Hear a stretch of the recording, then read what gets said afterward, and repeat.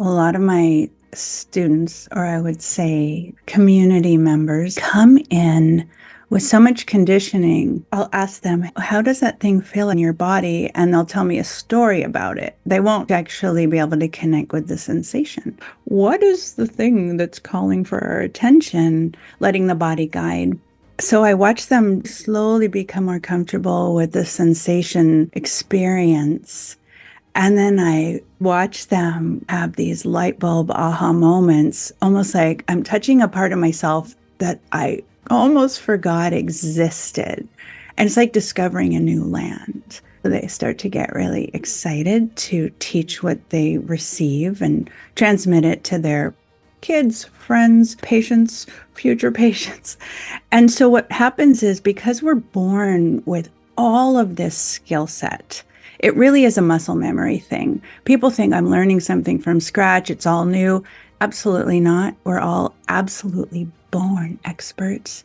And it's so beautiful to watch someone recall that and feel oriented in life in a way that they just didn't think was possible. One of the things that's so beautiful that I discovered by being with a group of people on video is that we're wired to process in connection. We're tribal by nature. It's very fundamental.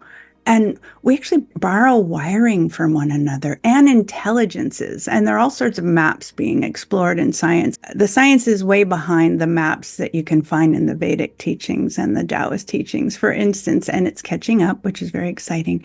And the experience on the ground is that when we're together, and we feel safe and held. It's so beautiful to watch resistance drain away. And then we have a whole group of people that can be there to celebrate that thing.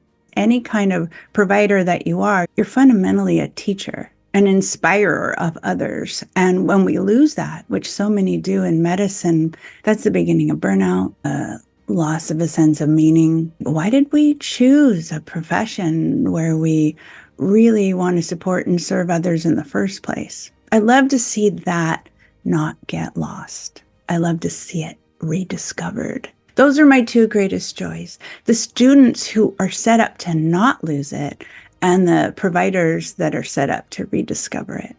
Now is the time to learn what it really means to not only expand your capacity through neuroplasticity, but expand your subtle body through the growth and cultivation of more powerful electrical channels.